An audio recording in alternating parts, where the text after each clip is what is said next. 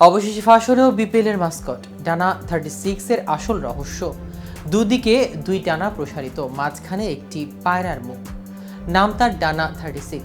একাদশ বিপিএলের মাস্কট বাংলাদেশে একমাত্র ফ্র্যাঞ্চাইজি টি20 টুর্নামেন্টে, যেটিকে নতুনত্বই বলতে হবে। বিপিএলের মাস্কট থাকছে এই প্রথম, থাকবে থিম সংও। তবে মাস্কট ডানা 36 এর রহস্য কি? নতুন এই মাস্কটটি আসলে কি নির্দেশ করছে তা নিয়ে বিস্তারিত হচ্ছে আজকের প্রতিবেদনের বাকি অংশে। কেটিভি ক্রিকেট চ্যানেল থেকে আপনাদের সাথে আছি আমি মাহমুদ রহমান জিয়া।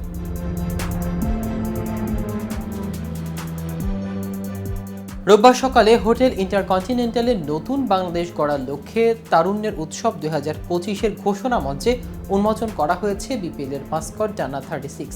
জুলাই আগস্টের আন্দোলনে শহীদদের স্মরণে 1 মিনিট নীরবতা পালন করে শুরু করা হয় অনুষ্ঠান।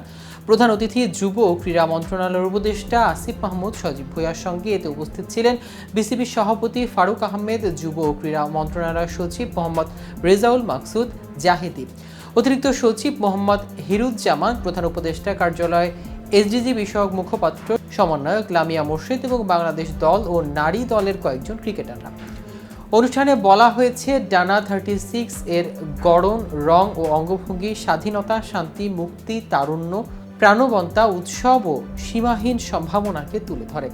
ডানা এখানে স্বাধীনতা ও মুক্তির প্রতীক। এর দুই পাশে থাকা 18টি করে 36টি রঙিন পালক 36 জুলাই 2024 পর্যন্ত ছাত্র জনতার আন্দোলনের অবিস্মরণীয় স্মৃতিকে তুলে ধরতে। বিপিএল যে এবার একটু অন্যরকম হবে তা আগে জানিয়েছিল বিসিবি। জুলাই আগস্টে ছাত্র জনতার আন্দোলনকে মূলত সম্ভাবনা রেখে টুর্নামেন্টটিকে আরও বেশি জনসম্পৃক্ত করার পরিকল্পনা নেওয়া হয়েছে এবং সেটি এসেছে খোদ প্রধান উপদেষ্টা ডক্টর মোহাম্মদ ইউনুস এবং যুব ও ক্রীড়া উপদেষ্টা আসিফ মাহমুদ সজীব ভুঁইয়ার কাছ থেকে।